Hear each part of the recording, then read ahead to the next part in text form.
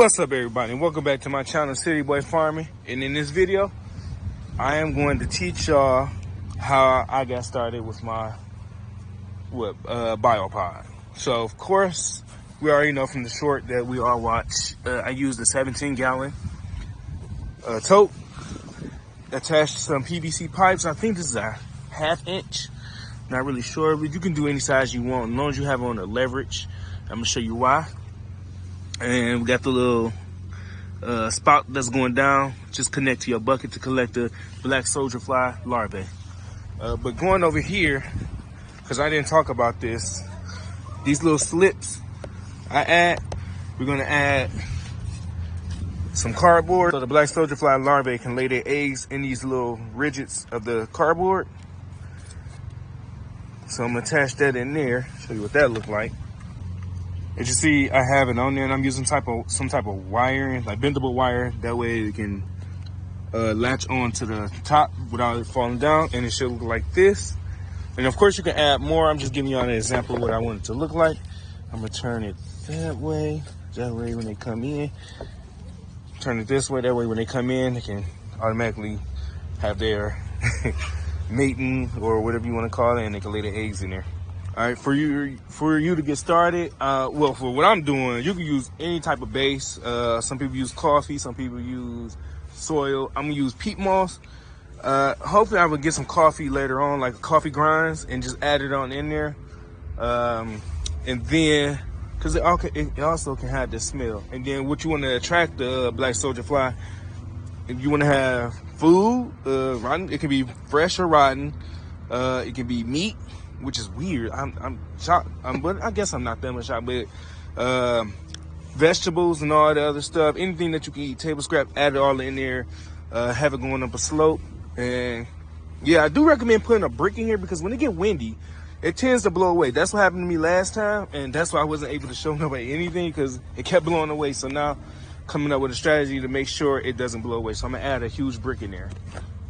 All right, well, as you can see, I did add the bricks, but you also don't have to make it this tall. I did it that way because, like I said, I'm having them crawl up to their feed station. You can also see some that was actually in here already.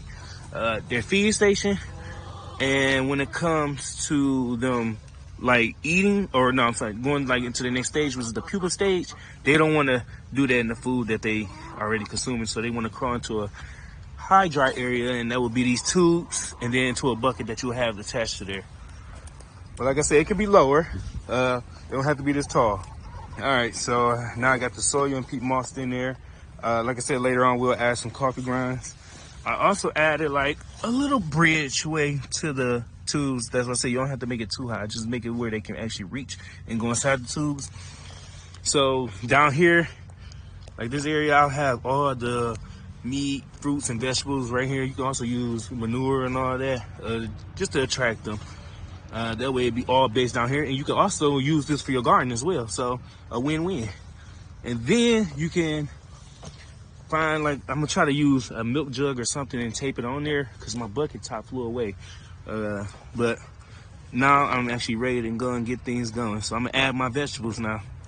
All right, we got some turkey breast meat, some spinach, and watermelon. We're gonna use these to be our top source of income for the black soldier fly larvae.